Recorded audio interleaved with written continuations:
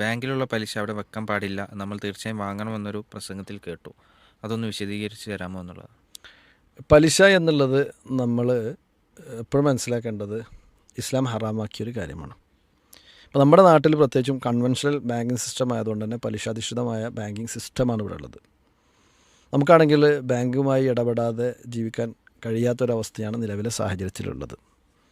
അപ്പോൾ സ്വാഭാവികമായിട്ടും നമ്മുടെ ക്യാഷ് ബാങ്കിൽ കിടക്കുന്നത് കൊണ്ട് തന്നെ അതിന് ബാങ്കിൽ പലിശ വരും ചെയ്യും.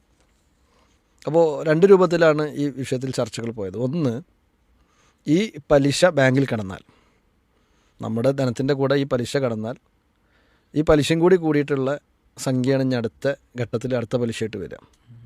ഇപ്പോൾ 100 രൂപയാണ് എൻ്റെ അക്കൗണ്ടിലുള്ളത് എന്ന് വിചാരിക്കുക. അതിന് 1 രൂപ പലിശ വന്നു. ഇനി അടുത്ത പ്രാവശ്യം വരുമ്പോൾ 101 രൂപക്കുള്ള പലിശയാണ് വരിക. കൂട്ടുപലിശ സംവിധാനം ആയതുകൊണ്ട് തന്നെ പലിശ കൂടിക്കൊണ്ടേയിരിക്കും.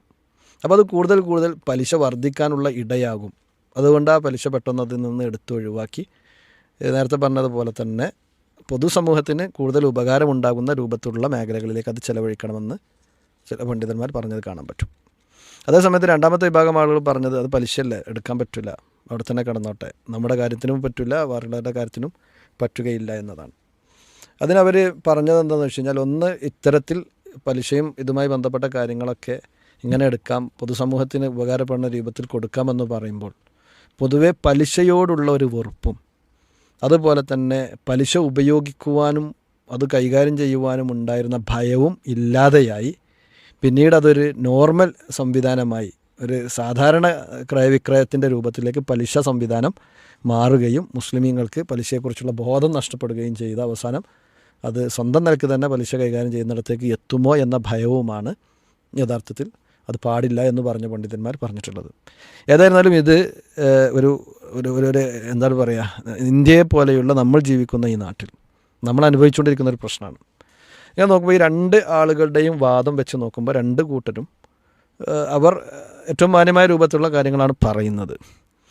ഏതായിരുന്നാലും പലിശ എനിക്ക് ഉപയോഗിക്കാൻ പറ്റില്ല, എൻ്റെ പലിശ എനിക്ക് എന്തായാലും ഉപയോഗിക്കാൻ പറ്റില്ല, കാരണം എനിക്ക് എൻ്റെ പലിശ തന്നെ പറയാൻ പറ്റില്ല, കാരണം എനിക്ക് പലിശ ഉണ്ടാവില്ല. അപ്പോൾ പിന്നെ എന്ത് ചെയ്യും എന്നുള്ളതാണ്. ഇതിങ്ങനെ കെട്ടിക്കിടന്നത് കൊണ്ട് കൂടുതൽ അത് വളരാനും അതുപോലെ തന്നെ ആളുകൾക്ക് എന്തെങ്കിലും ഒരു ഉപകാരം അതുകൊണ്ട് കിട്ടുന്നതിനെ തൊട്ട് അത് തടയപ്പെടാനും കാരണമാകും എന്നതുകൊണ്ട് ഈ ചർച്ചകളുടെ അടിസ്ഥാനത്തിൽ അല്ലാഹു ആലം അതിൽ കൂടുതൽ മനസ്സിലാക്കാൻ സാധിച്ചിട്ടുള്ളത് പൊതുസമൂഹത്തിന് ഉപകാരമുണ്ടാകുന്ന രൂപത്തിലുള്ള സംവിധാനങ്ങൾക്ക്. ഇപ്പോൾ നമുക്കറിയാം, നമ്മൾ ഇവിടെ ഷെൽട്ടർ ഇന്ത്യ പോലെയുള്ള സ്ഥാപനങ്ങളുണ്ട്. ആൻറ്റി ഇൻട്രസ്റ്റ് മൂവ്മെൻറ്റ് അഥവാ ഒരു പലിശ രഹിത സംവിധാനം മുന്നോട്ട് കൊണ്ടുവരിക എന്നുള്ള ലക്ഷ്യത്തോടു കൂടി അവരൊക്കെ ചെയ്യാറുള്ളത് ഇത്തരത്തിലുള്ള പലിശകൾ അവർ വാങ്ങുകയും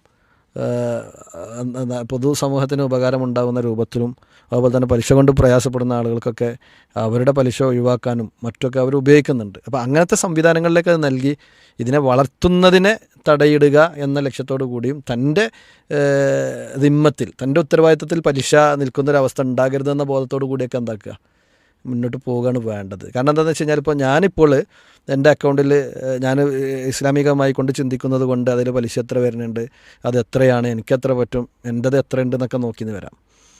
നാളെ എൻ്റെ മക്കളത് നോക്കിക്കൊള്ളണമെന്നില്ല. എൻ്റെ കാലശേഷം എൻ്റെ അക്കൗണ്ടിലുള്ള പൈസ മുഴുവൻ അവർ ബാപ്പാൻ്റെ പൈസ ആയിട്ട് തന്നെ കാണുന്നതെന്നുണ്ടെങ്കിൽ അത് സ്വാഭാവികമായിട്ടും അവരത് അവരുടേതാക്കി കാണാനും അവരുടെ ഉപയോഗത്തിലേക്ക് എടുക്കാനൊക്കെ സാധ്യത ഉണ്ട്. നമുക്കാർക്കും പറയാൻ കഴിയില്ല. അപ്പോൾ നമ്മളത് പെട്ടെന്ന് ഇടയ്ക്കിടയ്ക്ക് അത് എടുത്ത് ഒഴിവാക്കുകയാണെന്നുണ്ടെങ്കിൽ നമ്മുടെ ധനം അവിടെ സുരക്ഷിതമായി കൊണ്ട് നിൽക്കുകയും ചെയ്യും. അതിലേക്ക് പലിശ കയറി വരുന്ന ഒരവസ്ഥയുമില്ല. മാത്രമല്ല പലിശ ഇരട്ടിയായി വരുന്നൊരു സാഹചര്യം ഉണ്ടാവുകയുമില്ല എന്നതാണ് മനസ്സിലാക്കാൻ സാധിക്കുന്നത്. അതുകൊണ്ട് അത് എടുത്ത് ഒഴിവാക്കുക എന്ന് പറഞ്ഞ ആളുകളുടെ അഭിപ്രായമാണ് കൂടുതൽ ശരിയെന്നാണ് മനസ്സിലാക്കാൻ സാധിക്കുന്നത്. അല്ലാഹു അലം.